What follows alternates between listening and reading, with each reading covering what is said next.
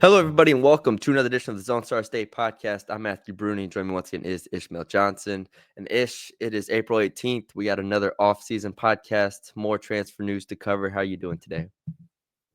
Doing good. Yeah, it's been kind of a whirlwind of transfer news as far as like big and small. We've got to figure out who's staying with who's on whose team still, but who's getting certain players. So yeah, it's been probably the busiest time as far as transfers is concerned. Yeah, and we got to start figuring out like who's on these teams now. And Yep. that's the hardest part is tracking everything. I should probably have some sort of spreadsheet for this, but we'll work that out later. We'll stay with the big teams this week because they're still making some really big moves, and I think this is Mhm. like potential like conference implications in terms of like conference championships and so on and so forth. I Right. want to start with Baylor.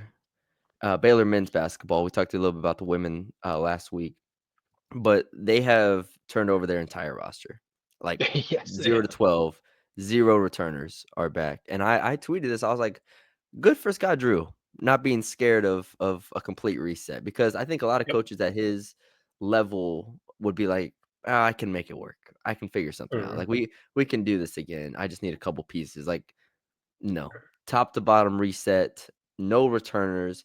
They've already gone to the portal for several pieces. Um, they I watched Tunde Yesufu at the Hoop Summit um, be one of the best players on the court as a Mhm. signee for them. So he looks like he can come in and contribute immediately. And so with that, we talked about last podcast JJ White. We talked about Michael Rataj, Obi Agbim, all those players, all 4-star transfers coming in. Since then, they've had Caden Powell from Rice and Bodo Bodo. I don't the first name Justin Bodo Bodo from High Point, who was the defensive player of the year in that conference, and then Dan Skillings from Yep. Cincinnati, a wing, who I know LSU was also in on as well. So from that group, I guess three Yep. new names to add from the ones we talked about last Caden week. Powell as well from Rice. Yes, Caden Powell from Rice. Which of those groups, or which of those three, stands out to you? Do you think Powell can be a contributor, Bodo Yeah. Bodo, or where do you go with that? I kind of go, I do lean on, I think I lean on Bodo Bodo a little bit because both him in combination with Caden Powell, Hmm. I think Scott Drew realized that his team was small, right? And his team needed a lot of inside presence. And even when you look at, I don't know how exactly the thought process went into how he kind of designed the roster the past couple of years, but I wouldn't be shocked if like he looked around, he was like, "Hey, we won a national title with Mark Vital. Like we can figure out how to make things work."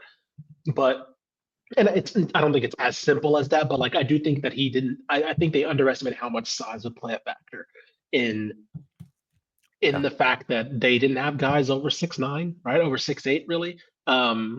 And the guys that they did have in years past, right, Jonathan Chama, players like that, Yves Massey, right, either someone like Jonathan Chama obviously broke down and wasn't able to play as much as they needed him to, or Yves Massey, he was the only one they had, right, and so like they played a lot, and so I do think there's no coincidence that you look at what the guys they've added, and they goes and get Caden Powell 6'10", Bodo Bodo 6'11", Michael Rataj 6'7", right? Daniel Skillings who can kind of play wing and and Yeah. Olympian 6'6", right? So I think that Scott Drew's looking at the team now, and he's looking at how Baylor's been beat before in the past couple years specifically, and he says, "Okay, we've been bullied a little bit, right? Like we can't physically match up with Houston at times, right? And it's like, okay, we need some bodies who can match up with Houston. We need some more physical wings that can maybe take the bumps that Houston's going to give us. Or now that we're seeing Tech get into their own, we're seeing Hmm. Iowa State getting more physical. So it's like I don't look. I look at this team now. It's like, okay, yeah, it doesn't shock me that he went, especially after losing Rob Wright. We're like, okay, we can just scrap everything and just figure out what we can do. Yeah, last year they were 234th on KenPom in average height. Mhm. And they've kind of been, like you said, they won the national title, not being the biggest team. But the thing is, when you go into games as the smaller team, you have so much less margin for error, Yeah. defensively, especially, right? Because we've seen them have to toy with different lineups and go zone and do different things to try to compensate for just not having that height.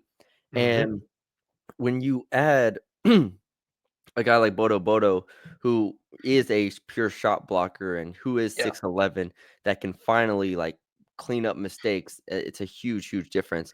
Caden Powell has been one of my favorite players at Rice all Hmm. year, and entering the year, I think I drafted him on that when we did the fantasy draft. Like, I had high expectations for him out of Wyoming, and I don't think he's, like, a great player. He's definitely not gonna be like a Norshad Omier replacement by any means, but, Hmm. I think he is a very good rotation big that you have on your roster. Again, this is now not only about replenishing the top end talent, but now when you have to go 1 through 13, you have to go get some players that are 7 through 9, 7 through 10 Yeah. on there as well. So, um, I think on paper, you've gotten older, you've gotten bigger, and with Yesufu, I think you still have that star talent, star potential Hmm. Hmm. in a, freshman guard. So I do like this reset quite a bit. I have them at, what is this, 3, 6, 7 players right now. Hmm. 6 transfers, 1 freshman.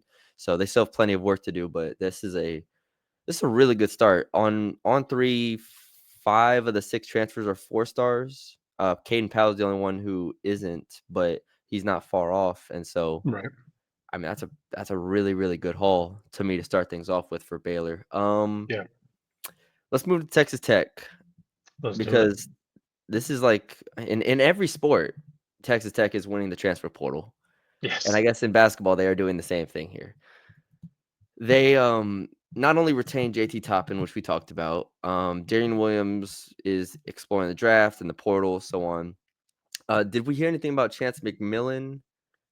Is I he don't. he's out I of don't eligibility, think. right? I think he's out of eligibility. Okay, Right. that's what I thought. I didn't. There's so many players with eligibility exhausted that are like entering the portal. Right. It's kind of confused me right now. I did Um, see Overton went to Auburn, which is a good pickup for them. yeah, Overton went to Auburn again. A lot of people thought he would go down a level to try to get more shots, but he was like, "No, I'm just gonna go to Auburn and do what I just Yeah. did at Tech." Yeah. So okay. They've added 3 transfers so far: Lawan Watts, Donovan Atwell, and Tyree Bryan. Mhm. All 4-star transfers on 24/7. Lawan Watts is the highest rated of the group, 6'6" out of Washington State. Like that's the one for me. That's a Chance McMillan replacement right there. Yeah. Yeah. An I mean, they. absolute player. Yeah. I was gonna say like I think it was very clear what Graham McCastle went to the portal to do. He's like, we're getting more shooters. We're getting more guys who can create their own shot, but also if they need to just fill a role, they can all more or less be knockdown shooters. I'm trying to bring up their numbers exactly. So Donovan Atwell, excuse me, at UNC Greensboro, almost 8 threes a game attempts at almost 40%, right? 39.8% this past year. He has not shot below since he's gotten more playing time the year before, 42% from three on almost 7 attempts. Tyree Bryan, of course, he is more. Actually, no, same. Almost 5 attempts a game at Santa Clara, 42% from three, right? So they realized their weakness was that once they lost McMillan, they lost that knockdown, consistent shooter that, like, obviously Overton, Curl, they can shoot, but like if McMillan's a guy who's in the corner, you're gonna hope that he's the one taking that shot. Um, McCaslin just said, okay, we're just gonna get like we need 3 of those guys, right? We're gonna get 3 of them. Surround Christian Anderson who can penetrate the lane, who can distribute, like give him shooters and let them cook. And I think like whatever they do in the front court with the Darren Williams replacement, if he does end up leaving, I think I would not be shocked if they go with a more stretch big to kind of give JT Toppin more room to operate and just kind of build the whole thing out of that 1-2 of Toppin and Anderson. Yeah. Watts last year averaged 13.5 points, 6.5 rebounds, 4.5 assists, 55% from the floor, 42% from three. Uh, this is a high level scorer and someone that I know. I think I even heard, like, will he test like the draft waters and so on and so Yeah, forth. I and my know lights just he's cut off on me. That's crazy. that's right. It didn't make too much of a difference, but Okay. yeah, Watts is the one I'm really interested in. Like you said, they add shooting really across the board, and it makes sense when you have Anderson and you have Toppin to do that, and I think this is people have started to say, like, this is a top 5 team in the country now, and obviously the portal has a ways to go, but, I mean, when you return Toppin and Anderson and you add Watts, who I think is legitimately a Chance McMillan, at the very least, replacement, if not potentially an upgrade. Yeah, yeah. I I'll have to, like, dive into the film to, like, see if it's, like, really an upgrade, but, like, because I love Chance McMillan, but, um, let's also remember they played a lot of this season with with injuries, like, between Mhm. McMillan and, Williams, so Yeah, it's gonna be interesting. I definitely think this is a team that on paper has the foundation to be a top 5 team, and now I'm interested to see how they round out the rest of their roster. Because I don't know, do they have any high school commits? I don't I see don't any on this class. No, I don't think 24/7. so. So, No. yeah, it's all gonna be portal for McCaslin and company. Yeah. I did wanna talk about SMU because they added one of the best players in the transfer portal, Yes. and this is the first time we've seen Andy Enfield really flex the SMU money and his recruiting prowess, because it's not just SMU. I think he legitimately did a good job here, landing a Jerron Pierre from Yeah. Jacksonville State. If it's Jaron Pierre, whatever it is, Jerron Pierre, from Jacksonville State, 21.6 points per game. He will still go through the NBA draft process. I think most of the time when that happens, they usually just go back to college, they just get some feedback and go. Right. So where are Basically, you yeah. at with this? Typically, for those that don't know, typically when they say they're entering the process, that means they're doing everything but hiring an agent. And basically, what they're doing is they're looking for. Typically, they don't know exactly where their stock is, so they're going to get some feedback. Like I would assume that Darian Williams is doing exactly this, right? Yeah. He's probably entering the portal, going through the process. He's going to get some feedback saying, "Hey, you're probably a mid two, early two. To get to a one, people want to see X, Y, and Z, and so Yeah. therefore, that kind of dictates where you want to go for your next stop. Where it's like, okay, do I want to go to a place where my defense is going to be asked to be a little bit better, or whatever? So, yeah, I would not be shocked if it's similar, but like you said, this is the kind of stuff that you hope that Andy Enfield would be able to bring you. I believe they also got Nana Owusu Anane from Brown, another four-star transfer. But Jerron Pierre, like you were hoping that they would find these type of guys where they beat out.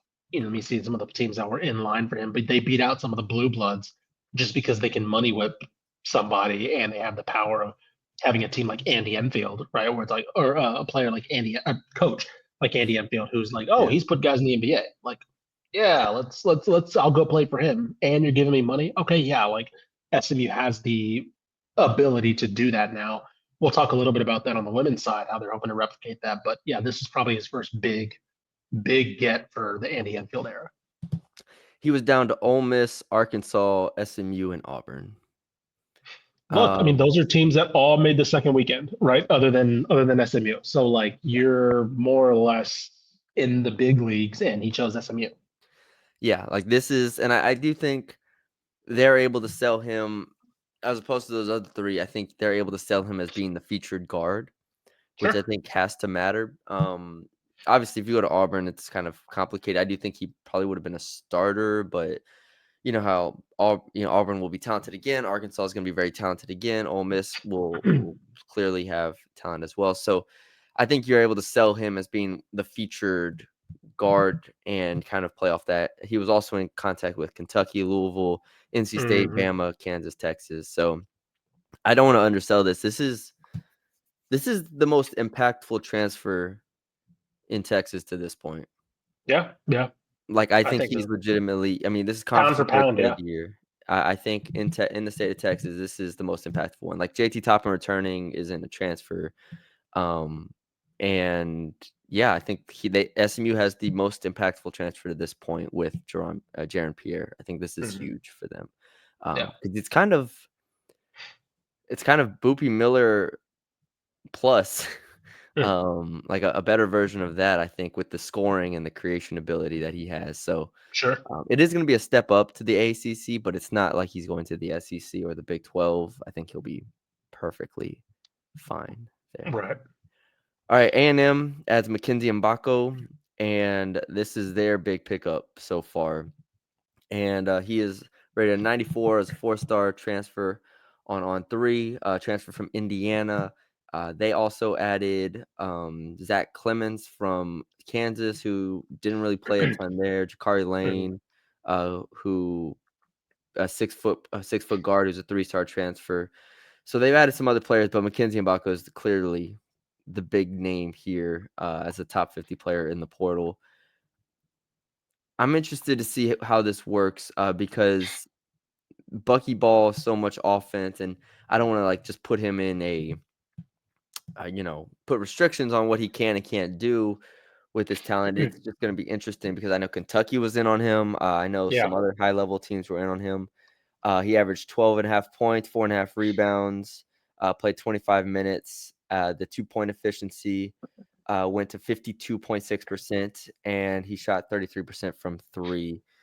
So again, more of a combo forward, I'd say. Um, I think they would look to add shooting around him, but you Mhm. get him. I mean, this is a guy who was like a former McDonald's All-American Yeah. and a Big Ten Freshman of the Year or a Freshman of the Year type player. So, Yeah. I like this pickup. What do you think of A&M getting Mackenzie Mbago? Yeah, I mean, he was one of Mike Woodson's big gets, right? When Yep. he was at Indiana, like this is one of the guys that people thought that the Mike Woodson experiment would work out because he was able to pull back these high profile recruits. Um, I like it because, like you mentioned, if Bucky Ball's going to work in the SEC, you need to have this kind of athletic. He's a little bit, I mean, undersized, I guess, but like he's so athletic and he's able to push the tempo a little bit by himself. Like he's kind of, it's interesting because he's kind of he's a forward who can move a little bit like a guard, right? But you're gonna kind of want to play him at that 4 spot a little bit, just because I think he can beat a lot of guys off the dribble who are going to be playing there. He'll play the 3 a little bit, but I personally think he's best as an undersized 4. Um, but he can get out on the break. He can push the tempo himself. Like he's that kind of guy. And I think in order to get Bucky ball, which is a lot of pressing, a lot of forcing turnovers, and a lot of getting in transition, right? You're going to need that outlet. You're going to need that guy who's not afraid to, as soon as he sees the ball in this team's hands, he's going to sprint down the floor and beat everybody down the court. So like you need that kind of guy, and he's able to do other stuff too. But that's one of his biggest strengths is just being so kind of downhill oriented. They need somebody like that. So, and obviously, I mean, I don't think it can be understated that this probably beats, and again, 2 different strategies, but like this is the best transfer they brought in, like regardless of like buzz and like because Yeah. what was who's the best transfer that Buzz brought in? Like Julius Marble, maybe? Like he was Zerk good. Phelps. Phelps, that was a good one. Yeah, Phelps. So I'll give Phelps and then Marble. Put this one above that. Like I think he's an established with Phelps, we were kind of wondering like, can he be a good contributor on a really good team? Yeah. And he was able to be. But this one's like, oh no, this guy was wanted by everyone. And he Like could be the best player on a good team. exactly. So I'm very interested in that, and I don't. Well, I texted you. I was like, hey, look, Bucky's got some motion. Like that was one of the questions, right? Was like, can this guy Yeah. from Samford recruit and coach at this level? Well, we're answering one of them. Still reeling from Bucky has some motion. Yeah. That is Look, man. also a Julius Marble callback. I was like, man, that is 2 years ago. It wasn't even last Yeah. year. Yeah. I Well, I mean, don't again, like Buzz, he did do a good job of building through recruiting, high school recruiting, so he Yes, didn't yeah, need to portal a lot. But yeah, when they did, it was like, yeah, it's kind of just Julius Marble and Zurch Phillips. yeah. So yeah, we'll see how A&M does. We're still waiting on Texas to really do anything like huge. We talked about it last podcast. Sean Miller brought the Xavier player back with him. Yep. Um, so Dalen Swain. So I'm interested to see if what Texas does. PJ Haggerty is in the portal. We have to talk about that just because he is Yeah. from Texas. So I would I'm love very. the I Texas believe team. he's is he the top recruit in the portal right now? I He's believe. got to be, dude. This, I mean, let me see it on threes. Yeah, I was gonna say like I was gonna check the rankings because I feel like he is. because Tim and Williams are, I know, the two 5-star, quote unquote 5-star transfer guys. I guess Yaxel Lindenberg was number one. So Oh yeah, at yeah, least on 247, Yaxel Lindenberg. yeah. Yaxel's really good. They don't have But I mean, Haggerty in the. Did he officially enter? I know there was that whole thing about seeing if he officially. 247 has him officially Okay. in the rankings. So I don't know if it was Yeah, I I don't said, know. but I Hunter's still, probably right. everybody I'm seeing is entering the portal. So yeah, Okay, I don't yeah. think he officially has yet. Regardless, but yes, regardless, this is a top. I mean, yeah, I'm taking. Like, are you taking him over Darian Williams? Because I probably am. I think so. I think for me, I like Darren Williams a lot. I think PJ Haggerty is a lot easier to just fit into your offense, like into your team, I should say. Like Yeah. Because Darren he's Williams is the number 6 transfer portal player ranked here, and so we're talking about at the very yeah, least a top 5 player in the portal for him. For I just don't know. I would love, like, Texas needs to be on the phone immediately. sure. Oh, sure, Um, 100%. like that. If you spend all your money on a player, bro, just go get I PJ mean, Haggerty. I don't even know if I should mention the possibility. He's from Crosby. If you know Crosby, it's near the Houston area. They ain't getting him. I'm just saying. They, too bad. I'm not. We I already am have predicting that. Pop Isaacs. All right, bro. All right, bro. All right. That's the Colin Coward. PJ Haggerty. Yeah, We're PJ good, Haggerty. bro. We're good, bro. We Pop good. Isaacs is here. We're good. Pop Isaacs is here. All right, bro. The lights can't Mention touch. the Pop Isaacs over here. Oh, look. Yeah, then the lights are, and you mentioned Pop Isaacs. He's like, hold on. What's going on? Hold on. Wake up. Wake up. All right, bro. Um, speaking of Houston, a little bit here. Yes. Uh, a certain player got out of his national letter of intent yesterday. I sent Yeah. to you. You did? Sheldon Henderson was a Duke signee, 5-star out of Houston Bel Air, HISD, down like smack dab Houston guy. Mm-hmm. Got out of his national letter of intent yesterday. We're recording on Friday, Thursday night. It came out that Duke was letting him out. Now, the easy money should be Miami because Jay Lucas is the head coach there now. He was the primary recruiter. Jay Lucas literally graduated from Houston Bel Air, right? So like, there's that very easy Yes. connection. Yeah. So that should be the easy money.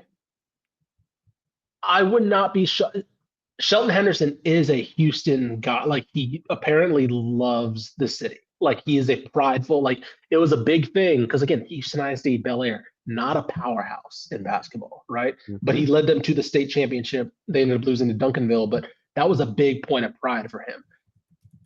I'm not saying it's going to happen, but like I would not be shocked if there is a massive push until the last minute. This isn't gonna. I don't think this is going to be a he leaves and then the next day he's at Miami. I think this is going to play out a little bit, and I'll just say I would not be shocked. Houston has some money now. Milos Uzan's left, right? I know they just re-upped Tugler, so Tugler's back, but like there's some money hanging around, and I know that they wanted him before he committed to Duke, like badly, because again, inner city guy, you want him to stay home. I wouldn't be shocked if there's a little bit more of a play here, and it's not just overnight he's going to Miami. I still would put Miami as the favorite, but from what I'm hearing, they're going to make a pretty interesting push to try and get him. Yeah. And they've already shown they have the money to pay freshmen with the 3 that they have committed so far. I was about to say, I'm trying to find the rankings again. I mean, Harwell's top 10, if not top 5 in some. Sinak's is 7. top 10. Yeah. And then the other one is Kingston Fleming's is around 20, top 25. Yeah. Top so 25. yeah, I mean, you'd add in 247, and I don't know about. Let me see. At least in 247, Henderson is a 14th on 3. I think he's a little lower. I think he's top 25. I don't remember exactly though. Anyway, regardless. And also, let me mention this. He also plays a position that Houston could really value. He's that wing forward type that they haven't really had in a while. Like, where it's like this is going to sound like an insane comparison, but like physically, comparatively to like the high school level when I saw him play, it's a very LeBron like build where it's like he's too big to be handling the ball like that. So again, I'm not comparing him to the, but like play style, it's that type of guy. So like obviously everybody would like that type of guy, but Houston in particular, like that's a scary possibility. Him Yeah, he with gets Tugler and that physicality. gets to the rim exceptionally well. We all saw that in high school. Yeah. Um, So we'll keep an eye on it that one. it would be fascinating, and we'll save it for if it does happen. If he Yeah. does go to Houston, we almost have a Fab 5 situation here. I mean, straight up, almost like Like, that's a Duke level freshman class, yeah. And and it's again, probably the one of ones that they don't fill, the positions they don't fill, you have Joseph Tugler and you have Emmanuel Emmanuel Sharp. Sharp. Like that's okay. That's okay. So Flemings comes off the bench, awesome. Like that's fine. I'm very fascinated if they fill that hole with him You know what I because was thinking the of? team becomes very fun. What's Yeah, up? you know what I was thinking of was, we talked about Pop Isaacs Yeah, at point guard. I think we might have moved on too quickly from the fact that Flemings and Harwell as freshmen could come in and play very significant minutes at the point guard position. sure, yeah, that's very And fair. Isaacs, as we know, is probably more of a two guard anyways. Hmm. So maybe they do bump him down to the two with Sharp because kind of then it would really be an LJ Cryer replacement, put him at the two and then just play Right. Harwell and Flemings at the one. I know that's two freshmen. You don't like, I guess, love it, but Mm. I mean, that makes more sense to me than putting Pop at the one as an Uzan replacement than anything else. I think we'll see a lot of Emmanuel Sharp on the ball next year. Mhm. To start, especially to start. I wouldn't be surprised if he starts with a Flemings or starts with a Harwell, and then they just kind of have a 50-50 type Yeah, deal. But yeah, I agree. I do think that the easy answer is Isaacs at the two, and as the Cryer replacement, as opposed to making him run the offense per se. yeah. Real quick, Jada Malone went to Texas Tech, which I do think is notable. About 10 points per game from Texas A&M last year. Went Yeah, to yeah, Texas Tech. So in the Big 12, at least Texas Tech will have a big who is comparable and can compete with the TCU, Baylors, the so on yeah, and so forth. So I did like that for Texas Tech. And then real quick, did you have any reaction to the WNBA draft? I think we had 4 players drafted. yeah. Um, Haley Van Lith, first round to the sky. Second round, we had, I know, Koulibaly to the sky.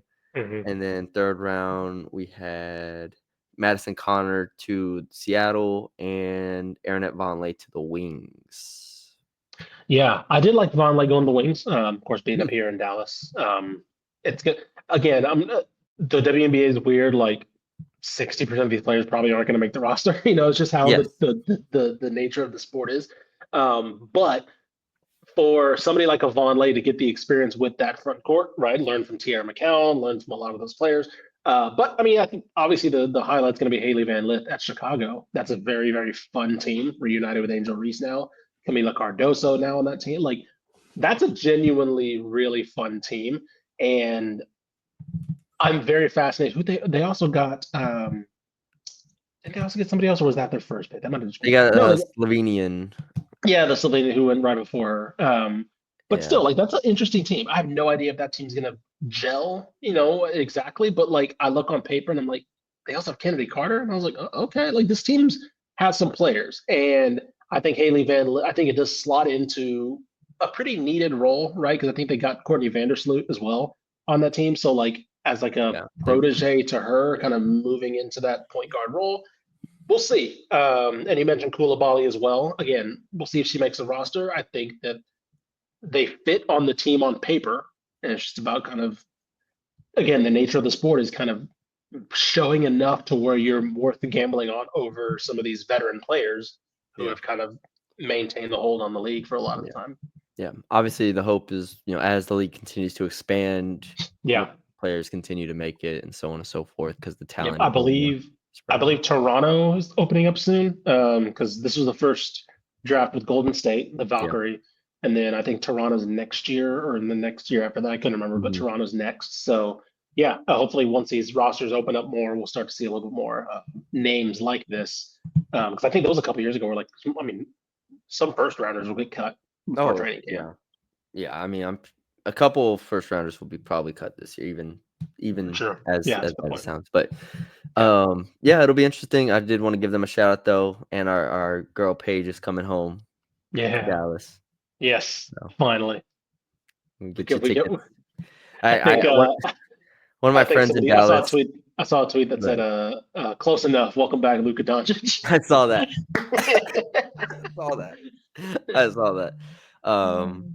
One of my friends was or a couple of my friends were like, man, we gotta get those Wings versus Fever tickets.